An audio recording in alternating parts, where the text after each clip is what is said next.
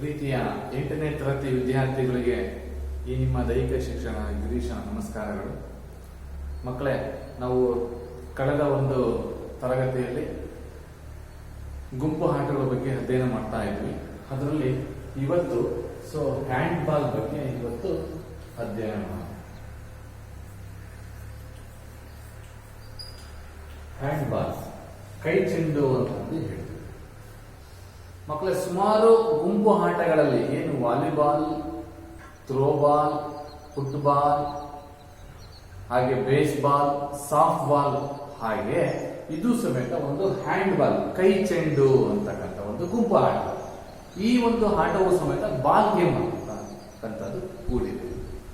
ಈ ball game ಅಂತಕ್ಕಂಥದ್ದು ನಿಮಗೆ ಗೊತ್ತಿರೋ ಹಾಗೆ ಹ್ಯಾಂಡ್ ಬಾಲ್ ಅಂತ, ಹ್ಯಾಂಡ್ ಅಂದ್ರೆ ಏನು? ಕೈ. ಬಾಲ್ ಆಟ ಆಡ್ತಾರೆ, ಕೈಯಿಂದ ಆಟ ಆಡ್ತಕ್ಕಂಥದ್ದು. ಬಾಸ್ಕೆಟ್ ಬಾಲ್ ಇದೆ, ಬಟ್ ಬಾಸ್ಕೆಟ್ಗೆ ಹಾಕ್ತಕ್ಕಂಥ ಒಂದು ಗೇಮ್ ಆಗಿರೋದ್ರಿಂದ ಬಾಸ್ಕೆಟ್ ಬಾಲ್. ಇದು ಹ್ಯಾಂಡ್ ಬಾಲ್ ಹೇಗಪ್ಪ? ನಿಮಗೆ ಹೊಸದಾಗಿ ಒಂದು ಪರಿಚಯ ಆಗ್ತದೆ. 8ನೇ ತರಗತಿಗೆ ಹೊಸದಾಗಿ ಆಡ್ತಕ್ಕಂಥ ಒಂದು ಆಟ ಆಗಿದೆ. ಇದ್ರದ್ದು ಒಂದು ಆಟದ ಒಂದು ಪ್ರಸ್ತಾವನೆ ನೋಡೋದಾದ್ರೆ, ಈ ಒಂದು ಆಟ 7 ಜನ ಆಟಗಾರ ಇರ್ತಕ್ಕಂಥ 2 ತಂಡಗಳ ಮಧ್ಯೆ ಆಡಲಾಗುತ್ತದೆ. ಎಷ್ಟು? 7 ಪ್ಲೇಯರ್ಸ್. ಒಂದು ಟೀಮ್ ಅಲ್ಲಿ 7 ಪ್ಲೇಯರ್ಸ್. 7 ಪ್ಲೇಯರ್ಸ್ ಇರ್ತಕ್ಕಂಥ 7 ಜನ ಒಂದು ಟೀಮ್ ಅಲ್ಲಿ ಆಟ ಆಡ್ತಕ್ಕಂಥ ಒಂದು ಕ್ರೀಡೆ. ಹೀಗೆ 7 ಪ್ಲೇಯರ್ಸ್ ಇರ್ತಕ್ಕಂತಹ ಒಂದು 2 ತಂಡಗಳ ಮಧ್ಯೆ ಆಡಲಾಗ್ತಕ್ಕಂಥ ಒಂದು ಕ್ರೀಡೆ. ಇದು ವೇಗ, ಇದು ಬಹಳ ಮುಖ್ಯ. ಸ್ಪೀಡ್, ವೇಗ ಇದೆ ಈ ಒಂದು ಆಟದಲ್ಲಿ. ಯಾಕಂದ್ರೆ ಪ್ರತಿಯೊಂದು ಆಟಕ್ಕೂ ವೇಗ ಅಂತಕ್ಕಂಥದ್ದು ಬಹಳ ಫಿಟ್ನೆಸ್, ಪ್ರತಿಯೊಬ್ಬ ಕ್ರೀಡಾಪಟು ಇರ್ತಕ್ಕಂಥ ಒಂದು ಅಂಶ. ಈ ವೇಗದ ಜೊತೆಗೆ ಜಿಗಿತಕ್ಕಂಥದ್ದು ಅಂದ್ರೆ ಜಂಪಿಂಗ್ ಇರ್ತಕ್ಕಂಥದ್ದು. ವೇಗ ಇದೆ, ಜಿಗಿಯುವಿಕೆ ಇದೆ, ಅಂದ್ರೆ ಜಂಪಿಂಗ್, ರನ್ನಿಂಗ್, ಜಂಪಿಂಗ್ ಮತ್ತೆ ಕ್ಯಾಚಿಂಗ್, ಹಿಡಿಯುವುದು. ಯಾವ್ದು? ಒಬ್ಬರಿಂದ ಒಬ್ರು 7 ಜನ ಪ್ಲೇಯರ್ಸ್ ಒಂದು ಟೀಮ್ ಅಲ್ಲಿ ಇದಾರಪ್ಪ ಅಂತಂದ್ರೆ ಆ 7 ಪ್ಲೇಯರ್ಸ್ ಪೊಸಿಷನ್ ಹೇಳ್ತೀನಿ, ಆಮೇಲೆ ಮುಂದೆ ಅಂತ. ಅಲ್ಲಿ ವೇಗ, ರನ್ನಿಂಗ್ ಇರ್ತದೆ, ಜಂಪಿಂಗ್ ಇರ್ತದೆ, ಕ್ಯಾಚಿಂಗ್ ಇರ್ತದೆ, ಹಾಗೆ ಥ್ರೋಯಿಂಗ್ ಅಂತಕ್ಕಂಥದ್ದು ಇರ್ತದೆ. ಥ್ರೋಯಿಂಗ್ ಅಂದ್ರೆ ಎಸೆಯುವುದು. ಒಬ್ಬರಿಗೊಬ್ರು ಯಾವುದೇ ಕಾರಣಕ್ಕೂ ಬಾಡಿ ಟಚ್ ಆಗದ ಹಾಗೆ, ಕೆಳಗೆ ಆಪೋಸಿಟ್ ನರಿಗೆ ಬಾಲ್ ಸಿಗದ ಹಾಗೆ ಎಸಿತಕ್ಕಂಥದ್ದು ಥ್ರೋಯಿಂಗ್ ಇದೆ, ಮತ್ತೆ ಕ್ಯಾಚಿಂಗ್ ಇದೆ, ಹಿಡಿತಕ್ಕಂಥದ್ದು. ಹಾಗೆ ಜಂಪಿಂಗ್, ಪಿವಟ್ ಮಾಡ್ಕೊಂಡು ಹೊಡಿತಕ್ಕಂಥದ್ದು ಪೊಸಿಷನ್ ಇದೆ. ಲಾಸ್ಟ್ ಅಂದ್ರೆ 6 ಮೀಟರ್ ಅನ್ನ ದಾಟಿ. ಹಾಗೆ ಸ್ಪೀಡ್ ಇರ್ತಕ್ಕಂಥದ್ದು ಬಹಳ ಮುಖ್ಯ. ಈ ಒಂದು ಆಟದಲ್ಲಿ ವೇಗದಿಂದ ಕೂಡಿದ ಚಲನೆಯನ್ನು ಒಳಗೊಂಡಂತಹ ಕುತೂಹಲಕಾರಿಯಾದಂತಹ ಆಟ ಅಂತಂದ್ರೆ ಇದು ಹ್ಯಾಂಡ್ ಬಾಲ್ ಇರ್ತದೆ. ಇಲ್ಲಿ ಮೂಲಭೂತ ಸ್ಕಿಲ್ ಆದಂತಹ ವೇಗ ಅಂದ್ರೆ ವೇಗವಾಗಿ ಓಡುವುದು, ಜಿಗಿಯುವುದು, ಹಿಡಿಯುವುದು ಮತ್ತು ಎಸೆಯುವುದು ಒಳಗೊಂಡಿರ್ತಕ್ಕಂಥ ಒಂದು ಕೌಶಲ್ಯಗಳನ್ನು ಒಳಗೊಂಡಿರ್ತಕ್ಕಂಥ ಒಂದು ಕ್ರೀಡೆ. ಈ ಕ್ರೀಡೆ ಏನಪ್ಪಾ ಅಂತಂದ್ರೆ ಗೋಲಿನೊಳಗೆ ಅಂದ್ರೆ ಗೋಲ್ ಪೋಸ್ಟ್ ಒಳಗೆ ಚೆಂಡನ್ನ ಎಸೆದು ಗೋಲ್ ಗಳಿಸುವುದೇ ಆಟದ ಪ್ರಮುಖ ಉದ್ದೇಶ. 2 ಟೀಮ್ ಅಲ್ಲಿ ಇರ್ತಕ್ಕಂತಹ ಒಂದು ಕ್ರೀಡಾ ಒಂದು ಮನೋಭಾವನದಿಂದ ಪ್ಲೇಯರ್ಸ್ ಇಂಟೆನ್ಸಿಟಿ ಏನಾಗಿರಪ್ಪ ಅಂತಂದ್ರೆ ಆಪೋಸಿಟ್ ಟೀಮಿಗೆ ಗೋಲ್ ಅನ್ನ ಗಳಿಸ್ತಕ್ಕಂಥ, ಯಾವುದೇ ಕಾನೂನು ಅಂದ್ರೆ ನಿಯಮ ಬಾಹಿರ ಇಲ್ಲದೆ ಪ್ಲೇಯರ್ಸ್ ಯಾವುದೇ ಒಂದು ನಿಯಮ ಉಲ್ಲಂಘನೆ ಮಾಡದೆ ಗೋಲ್ ಅನ್ನು ಗಳಿಸ್ತಕ್ಕಂಥದ್ದು ಇವ್ರ ಮುಖ್ಯ ಉದ್ದೇಶ ಆಗಿರ್ತದೆ. ಈ ಆಟ ಕೆಲವೊಂದು ಏನ್ ನಾನು ಹೇಳಿದ್ನಲ್ಲ, ಬಾಸ್ಕೆಟ್ ಬಾಲ್ ಆಗಿರಲಿ, ಫುಟ್ಬಾಲ್ ಆಗಿರಲಿ, ಹಾಕಿ ಆಗಿರಲಿ, ಹ್ಯಾಂಡ್ ಬಾಲ್ ಆಗಿರಲಿ, ವಾಟರ್ ಪೋಲೋ ಕ್ರೀಡೆಗಳ ಮೂಲಭೂತ ಕೌಶಲ್ಯಗಳನ್ನ, ಅಂಶಗಳನ್ನ ಒಳಗೊಂಡಿರ್ತಕ್ಕಂಥ ಒಂದು ಕ್ರೀಡೆ ಆಗಿದೆ. ಎಲ್ಲ ಬಾಸ್ಕೆಟ್ ಬಾಲ್, ಒಂದು ಕ್ರೀಡೆ, ಹ್ಯಾಂಡ್ ಬಾಲ್ ಕ್ರೀಡೆ, ಬಾಸ್ಕೆಟ್ ಬಾಲ್, ಫುಟ್ಬಾಲ್, ಹಾಕಿ, ವಾಟರ್ ಪೋಲೋವನ್ನು ಒಳಗೊಂಡಿರ್ತಕ್ಕಂಥ ಮೂಲಭೂತ ಕೌಶಲ್ಯಗಳನ್ನು ಈ ಒಂದು ಕ್ರೀಡೆ ಒಲಿಂಪಿಕ್ ಕ್ರೀಡಾಕೂಟದಲ್ಲಿ ಸ್ಥಾನ ಗಳಿಸಲಿಕ್ಕೆ ಇದು ಪ್ರಮುಖವಾದಂತಹ ಕ್ರೀಡೆ ಆಗಿರೋದ್ರಿಂದ ವಿಶ್ವವಿಖ್ಯಾತಿಯನ್ನು ಪಡೆದುಕೊಂಡಿದೆ ಈ ಒಂದು ಕ್ರೀಡೆ. ಓಕೆ, ಇದರ ಇತಿಹಾಸ ನೋಡೋದಾದ್ರೆ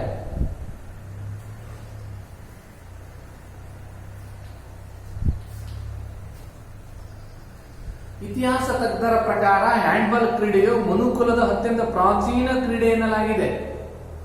ಇತಿಹಾಸ ತಜ್ಞರ ಪ್ರಕಾರ ಈ ಒಂದು ಕ್ರೀಡೆ ಅಂತಕ್ಕಂಥದ್ದು ಮನುಕುಲದಲ್ಲಿ ಅತ್ಯಂತ ಅತ್ಯಂತ ಪ್ರಾಚೀನವಾದ ಗತಕಾಲದ ಒಂದು ಕ್ರೀಡೆ ಅಂತ ಅಂದ್ಬಿಟ್ಟು ಹೇಳಲಾಗುತ್ತದೆ. ಈ ಪ್ರಾಚೀನ ಗ್ರೀಕರು ಯಾವುದೇ ಒಂದು ನೋಡಿ ಆಟ ಗ್ರೀಕ್ ದೇಶದಲ್ಲೇ ಓಪನ್ ಆಗಿರ್ತದೆ. ಯಾವುದೇ ಒಂದು ಕ್ರೀಡೆ ಅಂತಲ್ಲ ಮಕ್ಕಳೇ, ಒಂದು ನಾಗರಿಕತೆಗಳು ಸಮೇತ ಉದಯ ಆದಂತಹ ಒಂದು ನಾಗರಿಕತೆಗಳು, ಹರಪ್ಪ ಮತ್ತು ಮಹೇಂದ್ರರ ನಾಗರಿಕತೆಗಳು ಸಮೇತ ಗ್ರೀಕ್ ಮೆಸೊಪೊಟೇಮಿಯಾ ಅವೆಲ್ಲವೂ ಸಮೇತ. ಹಾಗೆ ಕ್ರೀಡೆಗಳು ಸಮೇತ ಗ್ರೀಕ್ ದೇಶದಲ್ಲೇ ಉದ್ಭವವಾದಂತಹ. ಇಲ್ಲಿ ಪ್ರಾಚೀನ ಗ್ರೀಕರು ಮತ್ತು ರೋಮನ್ನರು ಹ್ಯಾಂಡ್ಬಾಲ್ ಕ್ರೀಡೆಗೆ ಹೋಲುವ ಕೆಲವು ಆಟಗಳನ್ನು ಆಡ್ತಾ ಇದ್ರು. ಯಾರು? ಗ್ರೀಕ್, ರೋಮನ್ನರು. ಪ್ರಾಚೀನ ಕಾಲದ ಗ್ರೀಕು ಮತ್ತು ರೋಮನ್ನರು ಈ ಹ್ಯಾಂಡ್ಬಾಲ್ ಸಂಬಂಧಪಟ್ಟಂತಹ ಕೆಲವು ಆಟೋಟಗಳನ್ನ ಆಡ್ತಾ ಇದ್ರು. ಆ ಒಂದು ಹೋಲ್ತಕ್ಕಂಥ ಹ್ಯಾಂಡ್ಬಾಲ್ ಹೋಲುವ ಹಾಗೆ ಆಡ್ತಾ ಇದ್ರು. ಆ ಒಂದು ನಂಬಿಕೆ ಇತಿಹಾಸ ತಜ್ಞರಲ್ಲಿ ಬಂತು. 19ನೇ ಶತಮಾನದ ಕೊನೆಯ ಭಾಗದಲ್ಲಿ ಯುರೋಪ್ನ ಉತ್ತರ ಭಾಗದಲ್ಲಿ ಅಸ್ತಿತ್ವದಲ್ಲಿದ್ದಂತಹ ಹಲವಾರು ಕ್ರೀಡೆಗಳಿಂದ ಆಯ್ದ ಒಂದು ಘಟಕಗಳನ್ನು ಸಂಯೋಜಿಸಿ ಹ್ಯಾಂಡ್ಬಾಲ್ ಕ್ರೀಡೆಯನ್ನು ಆವಿಷ್ಕರಿಸಲಾಗಿತ್ತು ಅಂತ ಒಂದು ಇತಿಹಾಸ. ಗ್ರೀಕರು ಮತ್ತು ರೋಮನ್ನರು ಹ್ಯಾಂಡ್ಬಾಲಿಗೆ ಹೋಲುವಂತಹ ಕೆಲವು ಆಟೋಟಗಳನ್ನ ಆಡ್ತಾ ಇದ್ರು. ಆ ಒಂದು ಸಂದರ್ಭದಲ್ಲಿ ಅದು ಯಾವಾಗ 19ನೇ ಶತಮಾನದಲ್ಲಿ ಕೊನೆಯ ಭಾಗದಲ್ಲಿ ಯುರೋಪ್ನ ಉತ್ತರ ಭಾಗದಲ್ಲಿ ಅಸ್ತಿತ್ವದಲ್ಲಿದ್ದಂತಹ ಹಲವಾರು ಪ್ರಾಂತದ ದೇಶಗಳು ಈ ಕ್ರೀಡೆಯನ್ನು ಆಯ್ದ ಕೆಲವು ಘಟಕಗಳನ್ನು ಸಂಯೋಜಿಸಿ ಹ್ಯಾಂಡ್ಬಾಲ್ ಕ್ರೀಡೆಗೆ ಆವಿಷ್ಕಾರವನ್ನ ಮಾಡಿದ್ರು, ಅಂದ್ರೆ ರೂಪುಗೊಳಿಸಿದರು. ಹೀಗೆ ಪ್ರಪ್ರಥಮ ಬಾರಿಗೆ ಹ್ಯಾಂಡ್ಬಾಲ್ನ ಆಟದ ಲಿಖಿತ ನಿಯಮಗಳನ್ನು ಜಾರಿಗೆ ತಂದಂತಹ ವ್ಯಕ್ತಿ ಡೇನ್ ಹೋಲ್ಗರ್ ನೀಲ್ಸನ್. ಡೇನ್ ಹೋಲ್ಗರ್ ನೀಲ್ಸನ್ ಅಂತಕ್ಕಂಥ ಈ ವ್ಯಕ್ತಿ ಯಾರಪ್ಪ ಅಂತಂದ್ರೆ ಲಿಖಿತ ನಿಯಮಗಳನ್ನು ಜಾರಿಗೆ ತಂದಿರ್ತಕ್ಕಂಥ ವ್ಯಕ್ತಿ, ಲಿಖಿತ ನಿಯಮಗಳನ್ನ ರೂಪಿಸಿದರು.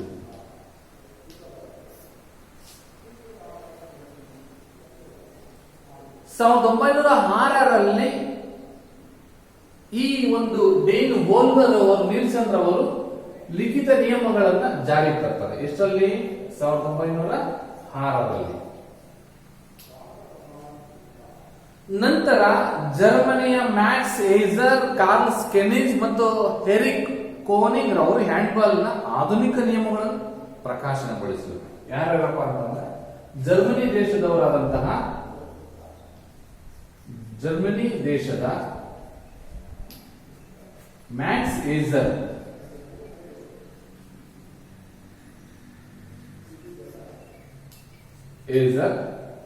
ಕಾರ್ಲ್ ಸ್ಕೆನಿಜ್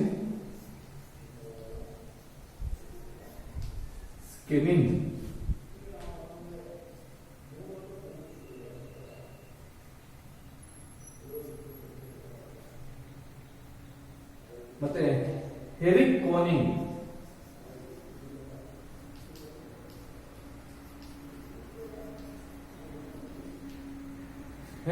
ಕೋನಿಂಗ್ ಅವರು ಹ್ಯಾಂಡ್ಬಾಲ್ ನ ಆಧುನಿಕ ನಿಯಮಗಳನ್ನು ಪ್ರಕಾಶನಗೊಳಿಸಿರುವಂತಕ್ಕಂಥದ್ದು ಒಂದು ನಮಗೆ ಇತಿಹಾಸ ತಜ್ಞರಿಂದ ತಿಳಿದು ಬರುವುದು. ನಂತರ ಮುಂದೆ 1928ರಲ್ಲಿ 11 ರಾಷ್ಟ್ರಗಳು ಒಟ್ಟುಗೂಡಿ ಅಂತಾರಾಷ್ಟ್ರೀಯ ಅಮೆಚೂರ್ ಹ್ಯಾಂಡ್ಬಾಲ್ ಫೆಡರೇಷನ್ ಅನ್ನು ಪ್ರಪ್ರಥಮವಾಗಿ ಸ್ಥಾಪಿಸಲಾಯಿತು. ಅಂತಾರಾಷ್ಟ್ರೀಯ ಹ್ಯಾಂಡ್ಬಾಲ್ ಫೆಡರೇಷನ್ ಅಂತಕ್ಕಂಥದ್ದು ಅಸ್ತಿತ್ವಕ್ಕೆ ಬಂದಿದ್ದು ಎಷ್ಟರಲ್ಲಪ್ಪ ಅಂತಂದ್ರೆ 1928ರಲ್ಲಿ. 1928ರಲ್ಲಿ ಎಷ್ಟು ದೇಶಗಳು? 11 ರಾಷ್ಟ್ರಗಳು ಸೇರಿ 11 ರಾಷ್ಟ್ರಗಳು ಒಟ್ಟುಗೂಡಿ ಅಂತಾರಾಷ್ಟ್ರೀಯ ಅಮೆಚೂರ್ ಹ್ಯಾಂಡ್ಬಾಲ್ ಫೆಡರೇಷನ್ ಅನ್ನು ಪ್ರಪ್ರಥಮವಾಗಿ ಸ್ಥಾಪಿಸಲಾಯಿತು. International handball federation. ಈ ಸಂಸ್ಥೆ 1946ರಲ್ಲಿ ಈಗಿರ್ತಕ್ಕಂತಹ ಏನು ಪ್ರಸ್ತುತ ಅಸ್ತಿತ್ವದಲ್ಲಿರ್ತಕ್ಕಂತಹ IHF ಆಗಿ ಮಾರ್ಪಡಿತು. ಇಂಟರ್ನ್ಯಾಷನಲ್ ಹ್ಯಾಂಡ್ಬಾಲ್ ಫೆಡರೇಷನ್, ಅಂತಾರಾಷ್ಟ್ರೀಯ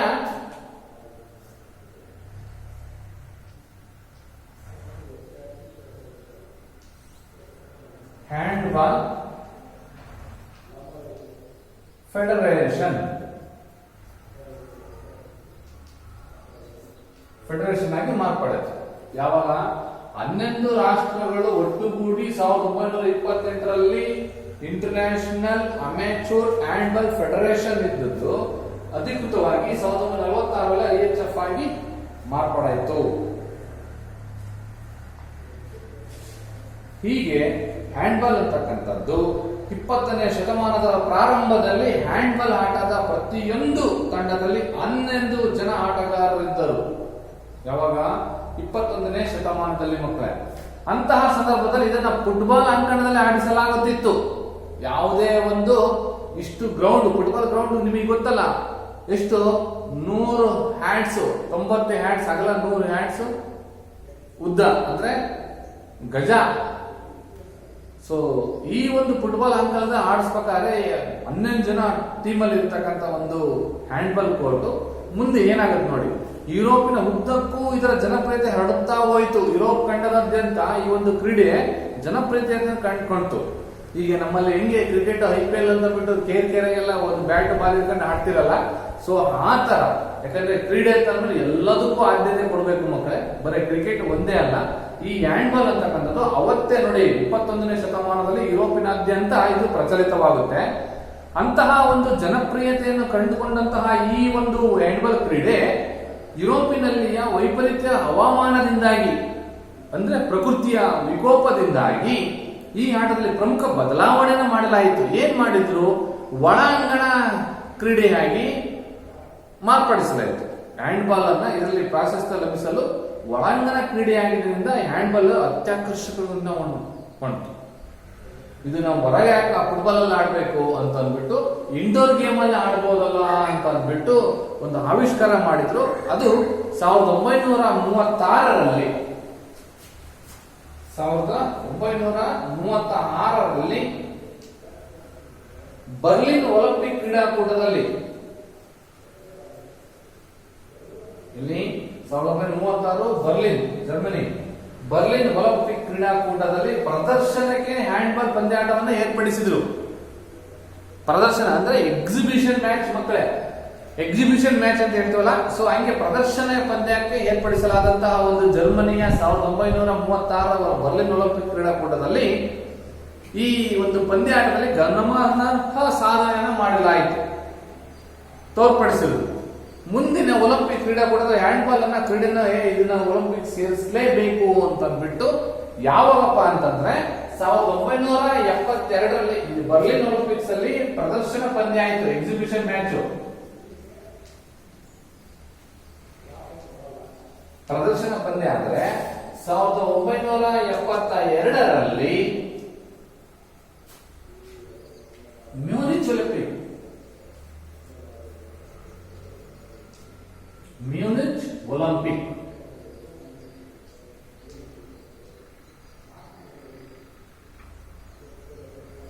ಮ್ಯೂನಿಚ್ ಒಲಿಂಪಿಕ್ಸ್ ಅಲ್ಲಿ ಈ ಒಂದು ಕ್ರೀಡಾಕೂಟದಲ್ಲಿ ಪುರುಷರಿಗಾಗಿ ಪ್ರಪ್ರಥಮ ಬಾರಿಗೆ ಒಲಿಂಪಿಕ್ ಸೇರಿಸಪಡಿಸಲಾಯಿತು. ಪುರುಷರಿಗಾಗಿ ಸೇರ್ಪಡೆ ಆಯಿತು. ನೋಡಿ, ಈ ಒಲಿಂಪಿಕ್ಸ್ ಮೊನ್ನೆಯಿಂದ ನಡೀತಾ ಇದೆಯಲ್ಲ, ಎಸ್, ಈ ಒಂದು ಒಲಿಂಪಿಕ್ ಕ್ರೀಡಾಕೂಟದಲ್ಲೂ ಇವತ್ತಾಲೆ ನಮಗಾಲೆ ಒಂದು ಬೆಳ್ಳಿ ಪದಕ ಚಾನ್ ಅವರು, ಯಾವ್ದ್ರಲ್ಲಿ? ವೇಟ್ ಲಿಫ್ಟಿಂಗ್ ಅಲ್ಲಿ ನೋಡಿ, 202 kg ವೇಟ್ ಲಿಫ್ಟಿಂಗ್ ಅಲ್ಲಿ ಬಿಟ್ಟು ಸೊ ಅವರು ಅಲ್ಲೇ ಬೆಳ್ಳಿ ಪದಕವನ್ನ ಗಳಿಸಿರ್ತಕ್ಕಂಥ ಒಬ್ಬ ಕ್ರೀಡಾಪಟುವಾಗಿದ್ದಾರೆ.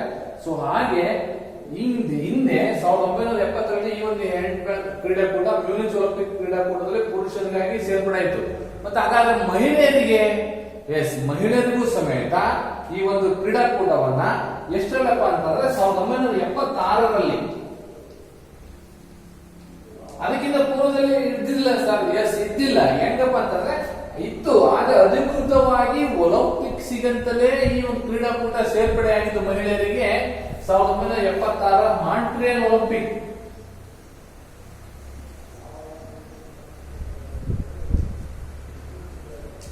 ಮಾಂಟ್ರಿಯಲ್ ಒಲಿಂಪಿಕ್ ಕ್ರೀಡಾಕೂಟದಲ್ಲಿ ಈ ಮಹಿಳೆಯರಿಗೋಸ್ಕರ ಈ ಒಂದು ಹ್ಯಾಂಡ್ಬಾಲ್ ಕ್ರೀಡೆ ಸೇರ್ಪಡೆ ಆಯಿತು. ಅರ್ಥ ಆಯ್ತಲ್ಲ ಮಕ್ಕಳೇ?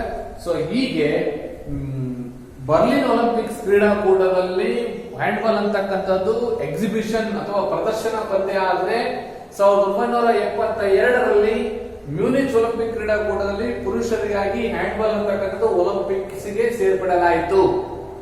ಆದ ನಂತರ 1900 ಮುಂದಿನ ಒಲಿಂಪಿಕ್ಸ್ 76ರಲ್ಲಿ, ಯಾಕಂದ್ರೆ ಒಲಿಂಪಿಕ್ಸ್ ಅಂತಕ್ಕಂಥ ಕ್ರೀಡಾಕೂಟ ನಿಮಗೆ 10ನೇ ತರಗತಿ ವಿದ್ಯಾರ್ಥಿಗಳಿಗೆ ಬರ್ತದೆ. ಇದು ಒಲಿಂಪಿಕ್ಸ್ ಅಂತಕ್ಕಂಥ ಒಂದು ಪಾಠ.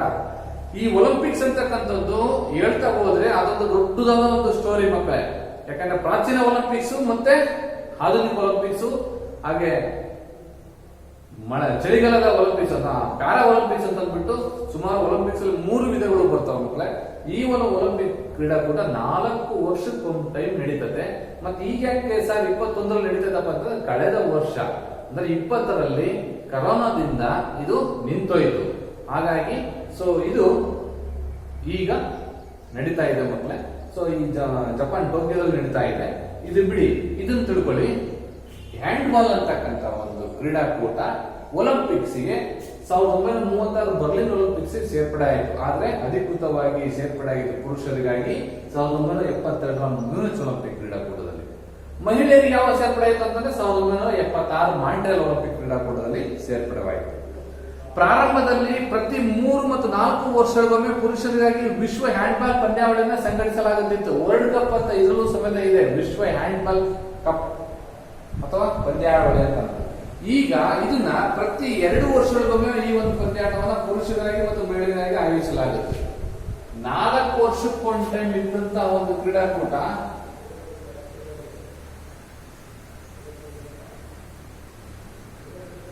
ಈಗ 2 ವರ್ಷಕ್ಕೆ ಒಂದು ಟೈಮ್.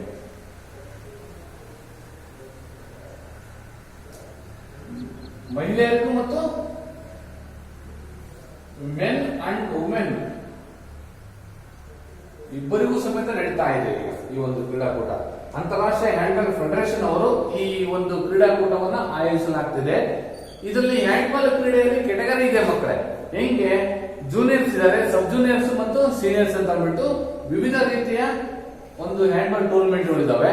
ಹೆಂಗಪ್ಪ ಅಂತಂದ್ರೆ ಸಬ್ ಜೂನಿಯರ್ಸ್ ಅಂತಂದ್ರೆ ಕಿರಿಯ ಬಾಲಕರು ಅಂತಂದ್ರೆ 14 ವರ್ಷ ಒಳಗಿರ್ತಕ್ಕಂತ ಮಕ್ಕಳಿಗೂ ಸಮೇತ ಒಂದು ಕ್ರೀಡಾಕೂಟವನ್ನ ಆಯೋಜನೆ ಮಾಡುತ್ತಲಾಗುತ್ತದೆ. ಹಾಗೆ ಬಾಲಕರು ಮತ್ತು ಬಾಲಕಿಯರಿಗೂ ಸಮೇತ ಅದೇ ಒಂದು ವಿಂಗ್ ಅಲ್ಲಿ ನಡೀತದೆ. ಹಾಗೆ 14 ವರ್ಷ ಮೇಲ್ಪಟ್ಟಿರ್ತಕ್ಕಂಥ ಹೈಸ್ಕೂಲ್ ಬಾಯ್ಸ್ಗೂ ಸಮೇತ ನಡೀತದೆ. ಹಾಗೆ ಈಗ ಸೀನಿಯರ್ಸ್ ಅಂದ್ರೆ ಮೆನ್ ಸೆಕ್ಷನ್ ಮತ್ತು ವುಮೆನ್ ಸೆಕ್ಷನ್ ಸಮೇತ ಈ ಒಂದು ಕೆಟಗರಿಯಲ್ಲಿ ನಡೀತದೆ ಮಕ್ಕಳು. ಹೀಗೆ ಈ ಒಂದು ಹ್ಯಾಂಡ್ಬಾಲ್ ಕ್ರೀಡೆಯ ಒಂದು ಇತಿಹಾಸವನ್ನ ನಾವು ತಿಳ್ಕೊಂಡಿವಿ. ಅರ್ಥ ಆಯ್ತು ಅನ್ಕೊಂಡಿದ್ದೀನಿ. ಈಗ ಮುಂದೆ ಅಂಕಣದ ಒಂದು ಪರಿಚಯ ಮಾಡಬೇಕು ನಿಮಗೆ. ಅಂಕಣ ಅಂತಂದ್ರೆ ಗೊತ್ತಿದೆಯಲ್ಲ, ಅಂದ್ರೆ ಕೋರ್ಟ್ ಬಗ್ಗೆ. ಇದನ್ನ ಅಳಿಸ್ತೀನಿ ಮಕ್ಕಳೇ, ಯಾಕಂದ್ರೆ ಪ್ರತಿಯೊಂದು ಗೇಮು ಸಮೇತ ಒಂದು ಇತಿಹಾಸ ಹಿನ್ನೆಲೆ ಇರ್ತದೆ, ಪ್ಲೇಯರ್ಸ್ ಬಗ್ಗೆ ಇರ್ತದೆ, ಸ್ಕಿಲ್ ಬಗ್ಗೆ ಇರುತ್ತೆ, ಡೆವಲಪ್ಮೆಂಟ್ ಸ್ಕಿಲ್ ನ ಒಂದು ಯಾವ ರೀತಿ ಮುನ್ನಡೆಸ್ಕೊಂಡು ಹೋಗ್ಬೇಕು ಮ್ಯಾಚ್ ಅನ್ನತಕ್ಕಂಥದ್ದು ಇರ್ತದೆ. ಇದನ್ನ ಹೀಗೆ ಪಾಯಿಂಟ್ಸ್ ವೈಸ್ ಅನ್ನ ನೀವು ಟೆಕ್ಸ್ಟ್ ಬುಕ್ ಅಲ್ಲಿ ನಮ್ಮ ವಿಡಿಯೋ ನೋಡ್ಕೊಳ್ತಾನೆ ಇದನ್ನ ಅಂಡರ್ಲೈನ್ ಮಾಡ್ಕೊಂಡು ನೋಟ್ಸ್ ಅಲ್ಲಿ ಕ್ವಶನ್ ಗೆ ಆನ್ಸರ್ ಮಾಡ್ಬೇಕಾಗತ್ತೆ ಮಕ್ಕಳೇ. ಇದನ್ನ ಅಳಿಸ್ತೀನಿ ಈಗ.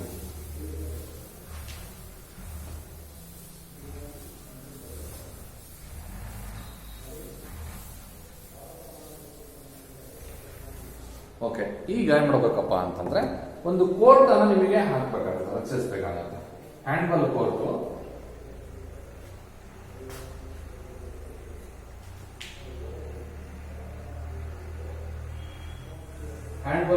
ನ ಒಂದು ಉದ್ದ 40 ಮೀಟರ್ ಇರ್ತದೆ. ಎಷ್ಟು ಮೀಟರ್? 40 ಮೀಟರ್. ಇವು 2 ಆಯತಾಕಾರವಾಗಿರ್ತಾವೆ. 20 ಮೀಟರ್ ಅಗಲ. ಎಷ್ಟು? 20 ಮೀಟರ್ ಅಗಲ, 40 ಮೀಟರ್ ಉದ್ದ, 20 ಮೀಟರ್ ಅಗಲ. ಅಗಲ 40 ಮೀಟರ್ ಅರ್ಧ 20. ಇದು ಮಧ್ಯಗೆರೆ ಅಂತ ಅಂದ್ಬಿಟ್ಟು ನಾವು ಹೇಳ್ಬೋದು, ಸೆಂಟರ್ ಲೈನ್. ಈ 2 ಕೋರ್ಟ್ ಆಯ್ತು. ಈಗ ಎಡ ಮತ್ತು ಬಲ ಕೋರ್ಟ್ ಆಯ್ತು. ಈ 2 ಬಲ ಕೋರ್ಟ್ ಸಮೇತ ಒಂದೊಂದು ಗೋಲ್ ಪೋಸ್ಟ್ ಇರ್ತದೆ. ಗೋಲ್ ಪೋಸ್ಟ್ ಎಷ್ಟು? 1, ಮೀಟರ್, ಹೈಟು 1.75 ಇದೆ. ಈ ಥರ ಒಂದು ಗೋಲ್ ಪೋಸ್ಟ್ ಇರ್ತದೆ.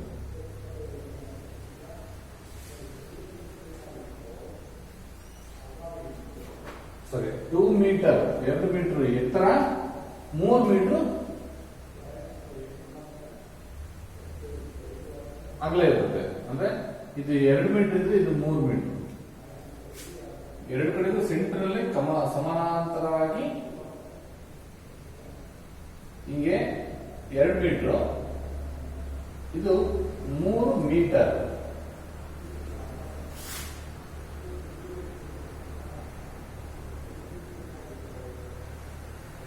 ಈ ತರ ಗೋಲ್ ಪೋಸ್ಟ್ ಇರುತ್ತೆ. ಈ ಒಂದು ಗೋಲ್ ಪೋಸ್ಟ್ ಬಿಳಿ ಮತ್ತು ಕಪ್ಪು ಬಣ್ಣದ ಪೇಂಟ್ ಅನ್ನು ಬಳದಿರ್ತಾರೆ. ಬ್ಲಾಕ್ ಎಷ್ಟು? 25 centimetre, 28 centimetre, 25, 28 1 centimetre.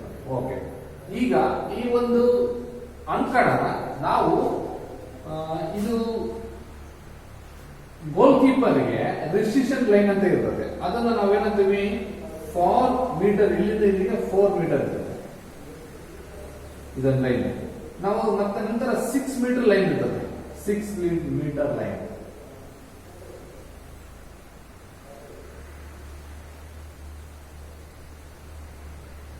Six metre ಆದ್ಮೇಲೆ 9 ಮೀಟರ್ ಲೈನ್.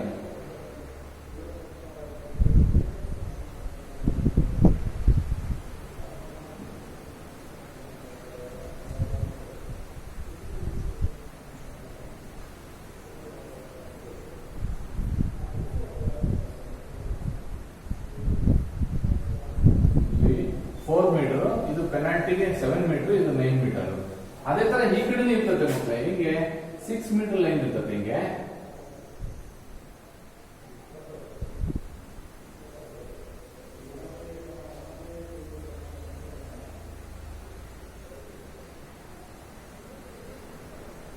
ಹಾಗೆ 9 ಮೀಟರ್ ಲೈನ್ ಇರ್ತದೆ.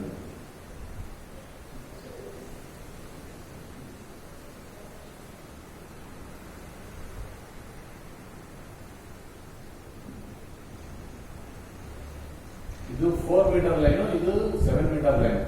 ಇಲ್ಲಿಂದ ಇಲ್ಲಿಗೆ 4 ಮೀಟರ್ ಅಂತ ಅಂದ್ರೆ ಗೋಲ್ ಕೀಪರ್ ಅಂದ್ರೆ ಜಿಕೆ ಅಂತ ಕರಿತೀವಿ ನಾವು. ಗೋಲ್ ಕೀಪರ್ ಇವು 4 ಮೀಟರ್ ಇಂದ ಮುಂದೆ ಬಂದು ಇದನ್ನ ಶೂಟ್ ಮಾಡ್ಬೇಕಾದ್ರೆ ಫೇಸ್ ಮಾಡಂಗಿಲ್ಲ, ಡಿಫೆನ್ಸ್ ಮಾಡೋ ಆಗಿಲ್ಲ ಅಂತ. ಓಕೆ, ಮುಂದೆ ಹೇಳ್ತೀನಿ ಮಕ್ಕಳೇ. ಈ ತರ ಇದು 9 ಮೀಟರ್ ಲೈನು, ಇದು ಪೆನಾಲ್ಟಿ ಲೈನ್ 7 ಮೀಟರ್ ಇರ್ತದೆ. ಇದು 6 ಮೀಟರ್. ಅದೇ ತರ ಇದು ಸಮೇತ 4 ಮೀಟರ್, 6 ಮೀಟರ್, 7 ಮೀಟರ್, ಇದು 9 ಮೀಟರ್. ಈ ತರ ಇರ್ತದೆ. ಇಲ್ಲಿ ಸಬ್ಸ್ಟಿಟ್ಯೂಷನ್ ಏರಿಯಾ ಅಂತ, ಇಲ್ಲಿ ಆಟಗಾರರ ಬದಲಾವಣೆ ಇಲ್ಲಿ ಟೇಬಲ್ ಮುಂದೆನೆ ಇರ್ತದೆ. ಸೊ ಹೀಗೆ ಈ ಕಡೆ ಒಂದು ಟೀಮ್ ಬೆಂಚ್ ಇರ್ತದೆ, ಈ ಕಡೆ ಒಂದು ಟೀಮ್ ಬೆಂಚ್ ಇರ್ತದೆ. ಇಲ್ಲಿ ಸ್ಕೋರರ್ ಟೀಮ್ ಬೆಂಚ್, ಈ ಕಡೆ ಒಂದು ಟೀಮ್ ಬೆಂಚ್, ಈ ಪ್ಲೇಯರ್, ಇಲ್ಲಿ ಸ್ಕೋರರ್. ಇಷ್ಟು ಹ್ಯಾಂಡ್ ಬಾಲ್ ಆಗ್ತದೆ. ಸೊ ಒಂದೊಂದೇ ನೋಡೋದಾದ್ರೆ ಸ್ವಲ್ಪ ಹಾಗೆ ಹೇಳ್ತೀನಿ ಬ್ರೀಫರ್ ಮಕ್ಕಳೇ. ಸೊ ಹಾಗೆ ನೋಡ್ಬಿಡಿ. ಹ್ಯಾಂಡ್ ಬಾಲ್ ಆಟವನ್ನ 40 ಮೀಟರ್ ಉದ್ದ ಇರತಕ್ಕಂತ ಅಂಕಣದಲ್ಲಿ ಆಡಲಾಗುತ್ತದೆ ಹಾಗೂ 20 ಮೀಟರ್ ಆಯತಾಕಾರವಾಗಿರ್ತಕ್ಕಂಥ ಒಂದು ಅಂಕಣದಲ್ಲಿ ಆಡಲಾಗುತ್ತದೆ. ಅಂಕಣದ ಎರಡೂ ತುದಿಗಳ ಮಧ್ಯದಲ್ಲಿ ಒಂದೊಂದು ಗೋಲ್ ಅನ್ನು ನೆಲೆಸಿರ್ತಾರೆ. ಗೋಲ್ ಪೋಸ್ಟ್ ಆ ಕಡೆ ಒಂದಿದೆ, ಈ ಕಡೆ ಒಂದಿದೆ, ನಿಮಗೆ ಕಾಣ್ತಾ ಇದೆ. ಈ ಗೋಲ್ ಸುತ್ತಲೂ ಸಮೇತ ಅರ್ಧ ವೃತ್ತಾಕಾರದಲ್ಲಿ ಕಾಣತಕ್ಕಂಥ ಗೆರೆಗೆ ಈ 6 ಮೀಟರ್ ಗೆರೆ ಅಂತ ಅಂದ್ಬಿಟ್ಟು ನಾವು ಕರಿತೀವಿ. ಇಷ್ಟು 6 ಮೀಟರ್ ಗೆರೆ ದೂರದಲ್ಲಿರ್ತದೆ.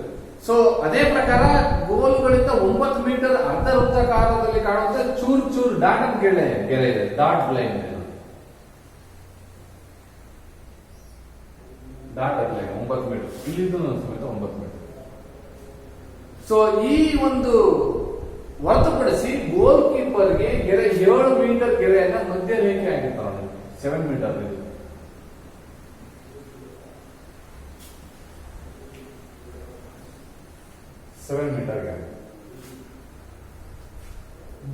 ಕಂಬಗಳ ನಡುವಿನ ಗೋಲು ಗೆರೆ ಅಗಲ 8 ಸೆಂಟಿಮೀಟರ್ ಇರುತ್ತದೆ, ಉಳಿದೆಲ್ಲ ಗೆರೆಗಳು 5 ಸೆಂಟಿಮೀಟರ್. ಎಸ್, ಇದೆಲ್ಲವೂ ಸಮೇತ 7 ಮೀಟರ್ ಅಲ್ಲ ಸಾರಿ 5 ಮೀಟರ್ ಇರ್ತದೆ. ಎಲ್ಲ ಗೆರೆಗಳು ಅಂತಕ್ಕಂಥ ಎಷ್ಟು 5 ಮೀಟರ್ ಗೆರೆಗಳು ಎಲ್ಲವೂ 5 ಸೆಂಟಿಮೀಟರ್ ಇರ್ತದೆ. ಆದ್ರೆ ಇದು ಮಾತ್ರ ಗೋಲ್ ಎಂಡ್ ಪೋಸ್ಟ್ ಇದೆಯಲ್ಲ, ಇಲ್ಲಿಂದ ಇಲ್ಲಿ ಗೋಲ್ ಪೋಸ್ಟ್ ಗೆರೆ ಇದೆಷ್ಟು ಸೆಂಟಿಮೀಟರ್ 8 ಸೆಂಟಿಮೀಟರ್ ಅಗಲ ಇರ್ತದೆ, ದಪ್ಪವಿರ್ತದೆ. ಇದು ಬಾಲು ಗೊತ್ತ ಹಾಗೆ ಇದೊಂದು ಮಾತ್ರ 8 ಸೆಂಟಿಮೀಟರ್ ಇರ್ತದೆ, ಅದು ಒಳಭಾಗದಲ್ಲಿ. ಈಗ ಉಪಕರಣ ನೋಡೋದಾದ್ರೆ ಹ್ಯಾಂಡ್ ಬಾಲ್. ಈ ಹ್ಯಾಂಡ್ ಬಾಲ್ ಆಟದಲ್ಲಿ ಬಳಸ್ತಕ್ಕಂಥ ಚೆಂಡು ಫುಟ್ಬಾಲ್ಗಿಂತ ಬಹಳ ಚಿಕ್ಕದಾಗಿರ್ತದೆ ಮಕ್ಕಳು, ಫುಟ್ಬಾಲ್ಗಿಂತ ಬಹಳ ಚಿಕ್ಕದಾಗಿರ್ತದೆ. ಈ ಕೈಯಲ್ಲಿ ಒಂದೇ ಕೈಯಲ್ಲಿ ಹಿಡಿದು ಸುಲಭವಾಗಿ ಎಸಿಲಿಕ್ಕೆ ಅನುಕೂಲವಾಗ್ತಕ್ಕಂತ ಒಂದು ಚೆಂಡಾಗಿರ್ತದೆ. ಈ ಒಂದು ಚೆಂಡು ಚಿಕ್ಕದಾಗಿದ್ದು ಒಂದೇ ಕೈಯಲ್ಲಿ ಹಿಡಿದು ಎಸಿತಕ್ಕಂತ ಒಂದು ಸಾಧ್ಯತೆಗಳಿರ್ತದೆ. ಸೊ ಹಾಗಾಗಿ ಇದು 32 ಪಟ್ಟಿಗಳ ಒದಗಿ ಇರ್ತದೆ. ಇದು ಪುರುಷರಿಗೆ ಮತ್ತು ಮಹಿಳೆಯರಿಗೆ ವಿವಿಧ ರೀತಿಯ ಒಂದು ಭಾಗವಾಗಿ ಇರ್ತದೆ. ಚೆಂಡು ಅಂದ್ರೆ ಮಹಿಳೆಯರಿಗೆ ಚಿಕ್ಕದಾಗಿರ್ತದೆ, ಪುರುಷರಿಗೆ ದೊಡ್ಡದಾಗಿರ್ತದೆ, ಬಾಲಕರಿಗೆ ಬೇರೆ ಇರ್ತದೆ, ಬಾಲಕಿಯರಿಗೆ ಬೇರೆ ಇರ್ತದೆ. ಸೊ ಇದು ಬಾಲಿನ ಒಂದು ಅಳತೆ ನೋಡೋದಾದ್ರೆ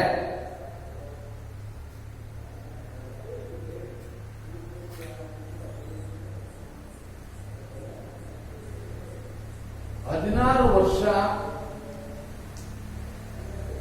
ಬಾಯ್ಸ್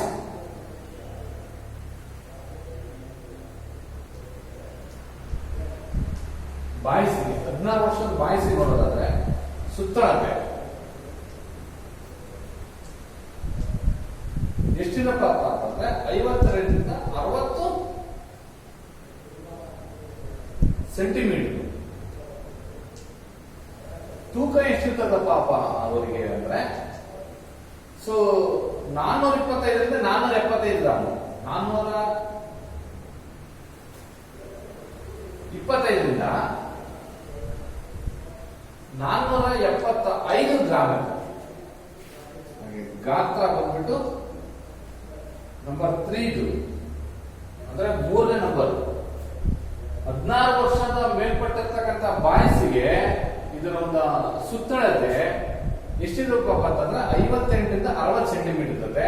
ತೂಕ ಬಂದ್ಬಿಟ್ಟು 425ರಿಂದ 475 ಗ್ರಾಮ್ ಇರ್ತದೆ. ಗ್ರಾಮ್ ನಂಬರ್ 3 ಬರುತ್ತೆ. ಸೊ ಇದು ನಿಮ್ಗೊಂದು ಚಾರ್ಟ್ ಹಾಕಬಿಟ್ರೆ ನಿಮಗೆ ಬಹಳ ಈಜಿ ಆಗುತ್ತೆ. ಇದು ಸುತ್ತಳತೆದಾದ್ರೆ, ಇದು ತೂಕದಾದ್ರೆ, ಗಾತ್ರ ಈ ತರ ಮಾಡಿಬಿಟ್ರೆ ಇಲ್ಲಿ ಇನ್ನೊಬ್ಬರು ಯಾರ್ದು 14 ವರ್ಷ ಮೇಲ್ಪಟ್ಟ ತರುಣಿಯರು ಮತ್ತು 12 ವರ್ಷದಿಂದ 16 ವರ್ಷದ ಹುಡುಗರಿಗೆ ಮಹಿಳೆ, ಇದು ಪುರುಷರು ಅಂತ ತಿಳ್ಕೊಳ್ಳಿ, ಮಹಿಳೆ ಹಾಗೂ 14 ವರ್ಷ ತರುಣಿಯ ಗರ್ಲ್ಸ್ಗೆ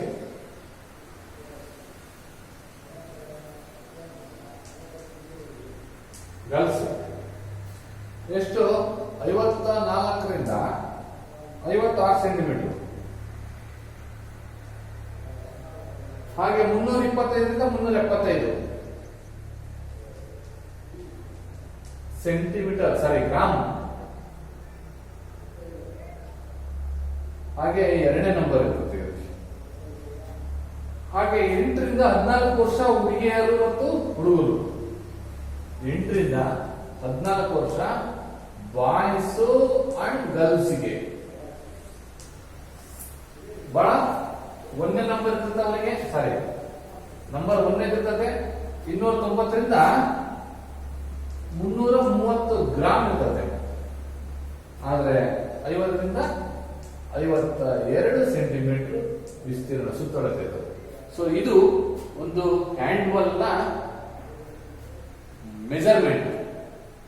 ಬಾಲಕ ಪುರುಷರಿಗೆ ಸಪರೇಟ್ ಇದೆ, ಮಹಿಳೆಯರಿಗೆ ಸಪರೇಟ್ ಇದೆ. 14 ವರ್ಷ ಒಳಗಿರ್ತಕ್ಕಂಥ ಹುಡುಗ ಮತ್ತು ಹುಡುಗಿಯರಿಗೆ ಸಪರೇಟ್ ಇರ್ತದೆ ಬಾಯ್ಸ್ ಅಂಡ್ ಗರ್ಲ್ಸ್.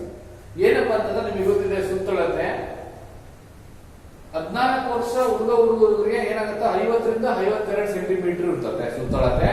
290ರಿಂದ 330 ಗ್ರಾಮ್ ತೂಕ ಇರ್ತದೆ, 1ನೇ ನಂಬರ್ ಇರ್ತದೆ ಅವರಿಗೆ. ಅದೇ ರೀತಿ ಮಹಿಳೆಯರಿಗೂ ಮತ್ತು 14 ವರ್ಷದ ಗರ್ಲ್ಸ್ ಅವರಿಗೆ 54ರಿಂದ 56 ಸೆಂಟಿಮೀಟರ್ ಸುತ್ತಳತೆ ಇರ್ತದೆ, 325ರಿಂದ 375 ಗ್ರಾಮ್ ತೂಕ ಇರ್ತದೆ, 2ನೇ ನಂಬರ್ ಆಗಿರ್ತದೆ ಬಾಲ್. ಆದ್ರೆ ಪುರುಷ ಮತ್ತು ಈಗೇನ್ ಮೆಜರ್ಮೆಂಟ್ ಪ್ರೆಸೆಂಟ್ ಒಲಿಂಪಿಕ್ಸ್ ಅಲ್ಲಿ ಬಾಯ್ಸ್ ಅಂಡ್ ಗರ್ಲ್ಸ್ ಗೆ 58ರಿಂದ 60 ಸೆಂಟಿಮೀಟರ್ ಸುತ್ತಳತೆ ಇರ್ತದೆ, 425ರಿಂದ 475 ಗ್ರಾಮ್ ಇರ್ತದೆ, 3ನೇ ನಂಬರ್ ಆಗಿರ್ತದೆ. ಇದು ಬಾಲ್ ಮೆಜರ್ಮೆಂಟ್, ಇದು ಅಂಕಣದ ಮೆಜರ್ಮೆಂಟ್ ಮಕ್ಕಳೇ. ಇಷ್ಟು ನಿಮಗೆ ಅರ್ಥ ಆಗಿದೆ ಅಂತ ತಿಳ್ಕೊಳ್ತೀನಿ. ಕಾರಣ ಅಷ್ಟೇ. ಸೊ ನಾಳೆ ನಿಮಗೆ ಆಟದ ಒಂದು ರೂಲ್ಸ್ ಬಗ್ಗೆ ನಿಮಗೆ ತಿಳಿದುಕೊಡ್ತೀನಿ. ಗೋಲ್ ಮತ್ತು ರೂಲ್ಸ್ ಬಗ್ಗೆ ಹೇಳಕ್ಕಾಗತ್ತೆ. ಅರ್ಥ ಆಯ್ತು ಇದನ್ನ ಅನ್ಕೊಂಡಿದ್ದೀನಿ ಮಕ್ಕಳೇ. ಸೊ ಇದ್ರಲ್ಲಿ ಏನಾದ್ರು ನಿಮಗೆ ಸಮಸ್ಯೆ ಇತ್ತು ಅಂತಂದ್ರೆ ವಾಟ್ಸಪ್ ಅಲ್ಲಿ ನೀವು ಮೆಸೇಜ್ ಹಾಕ್ಬಹುದು, ಕ್ವಶನ್ ಅನ್ನ ಕೇಳಬಹುದು, ನಾನು ನಿಮಗೆ ಉತ್ತರ ಇರ್ತೇನೆ. ಸೊ ಇದುವರೆಗೂ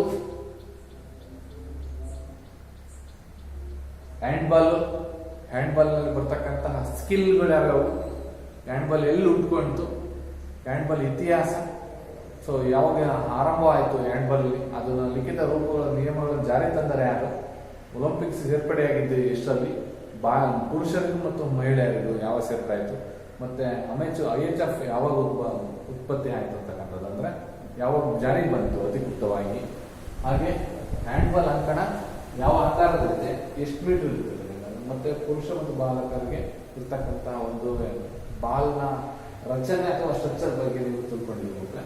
ಇದರಲ್ಲಿ ಏನಾದರೂ ಡೌಟ್ಸ್ ಇದೆ ಕೇಳಿ ಅಂತ ತಿಳ್ಕೊಳ್ಳಿ ಅಂತ ಹೇಳ್ತಾ ಇವತ್ತಿನ ಅಧ್ಯಾಯವನ್ನು ಮುಕ್ತಾಯ ಮಾಡ್ತೇನೆ. ಧನ್ಯವಾದಗಳು. Thank you.